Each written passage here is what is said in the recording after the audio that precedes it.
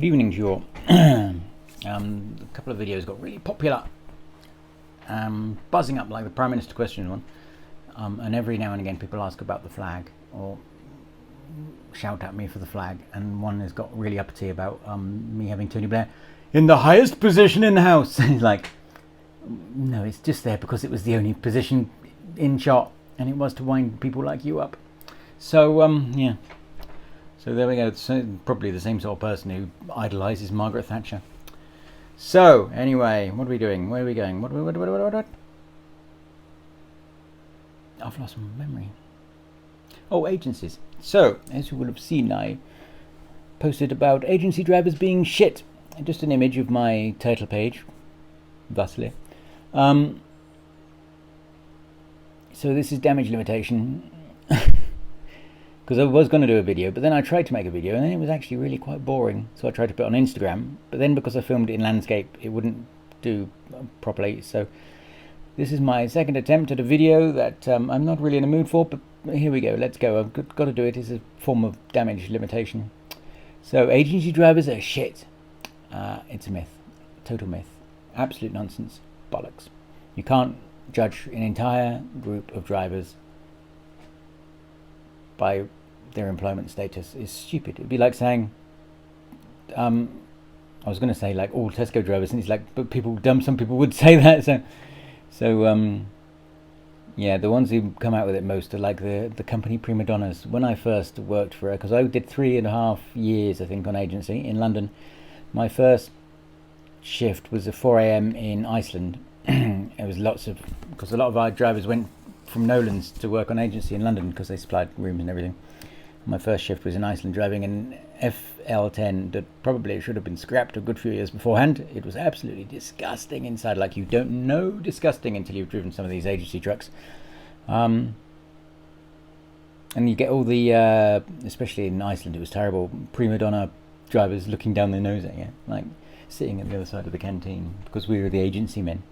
And it's like, I'm surrounded by men that have spent the last few years driving trucks around Europe for an Irishman. You're like, you've nothing to look down on, chaps. It's just, I think it just do it as a way of feeling better about themselves.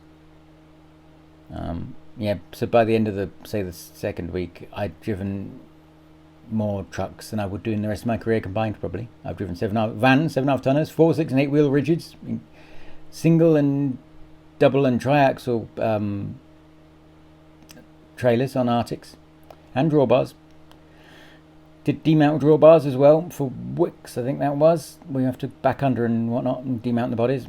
Urban, 8 metre, 10 metre trailers, 12 metre trailers, every type of rear steer, passive, whatever, even 8 metre single axle rear steer. Multi-compartment fridges, double deckers, tail lifts, fridges, including Polar Stream, which you probably have to be a certain age to remember what that is. Polar Stream was something M&S Gist invented to go into noise sensitive areas. Basically it was cooling down the inside with gas. I can't remember what gas it was now. Was it night?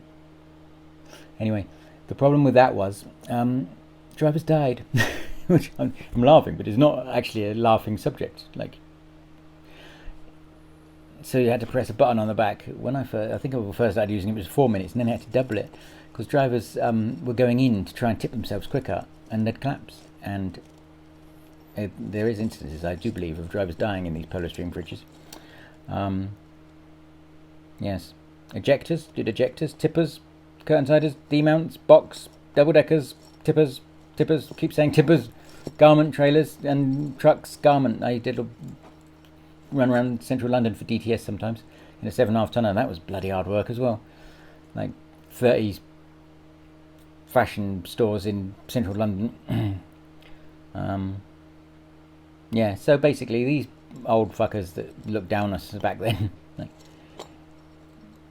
didn't have anything to look down. They just stuck on their thing.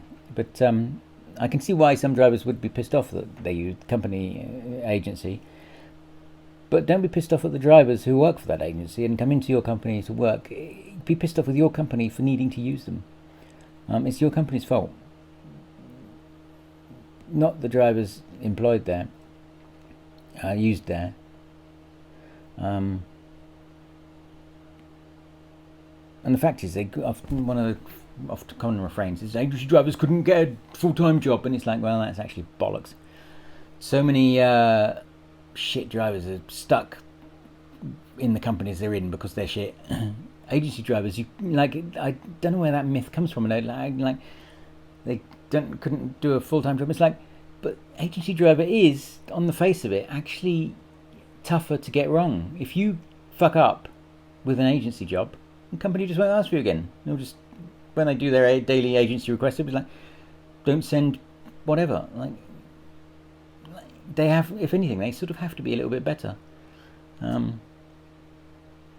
Yeah, like I've never really got that because I've never really got it. And finally, one of my pet hates at the moment is drivers. It's a rife on Facebook and stuff, filming drivers fucking things up, like making mistakes or reversing badly or this. Go out there and fucking help them, you cunt. Like, don't sit in your cab filming somebody fucking up a reverse. Like, the worst is when you see sometimes they film them reversing into something, and it's like, why? Get out there and fucking help them, you piece of shit. Anyway, sorry, I got a bit over. But yeah, that's one area where this driver shortage could improve, and that sort of comes into the whole conditions and stuff. I'm not one of those believers in it was all much better in the old days, but that is one area where it was better. There was a lot more togetherness and all in it together sort of thing. Like, people help each other's out. Like, if somebody's reversing and fucking up, even if it's from a different company, whatever, go and help him. It's like, another real pet hate of mine is when you get the foreign drivers delivering here and stuff, and people, you can like taking the piss out of them, or because they can't understand it any other, and that's another thing. And like, I've had that happen to myself when abroad delivering somewhere, and I can't understand things, and I'm getting a bit confused, and it's soul destroying, like people shitting on you like that. So I will always help, and I would like, and it's not like it's much of a thing. Just help. There really is no help. Help each other. Help each other. Yeah. Stop all this fucking. Oh, I don't know. Also, another pet hate at the moment is I'm going off on one now. Every time there's a news story about the driver shortage on this particular HGV UK Trampers, I think, page, drivers complain that they're attacking us. The BBC are attacking us. The awful BBC. Because they're blaming the driver shortage, and it's like, they're not attacking you, for fuck's sake. They're blaming the driver shortage. They're literally blaming the fact there aren't drivers, and it's like, how? There's a huge victim mentality in this industry. They want to be insulted, and the problem is, like, a lot of these blokes are the same who will slag off things like Black Lives Matter or take the piss out of people from ethnic minorities or gay people or whatever for being snowflakes. But they're the biggest fucking snowflakes of all. It's like, you're literally finding insults. You're finding ways to be insulted. So yeah, it's not blaming you. Yeah. They're like, a white middle-aged male is probably the most delicate person you could possibly. A white middle-aged straight male is probably one of the most delicate people you could possibly hope to meet when it comes to Anyway, I'm going to go now before I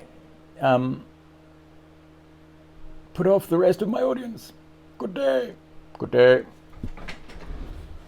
What about yellow males? What about me? Well, I don't know, Bertie. Piss off. Bunch of cunts. There we go.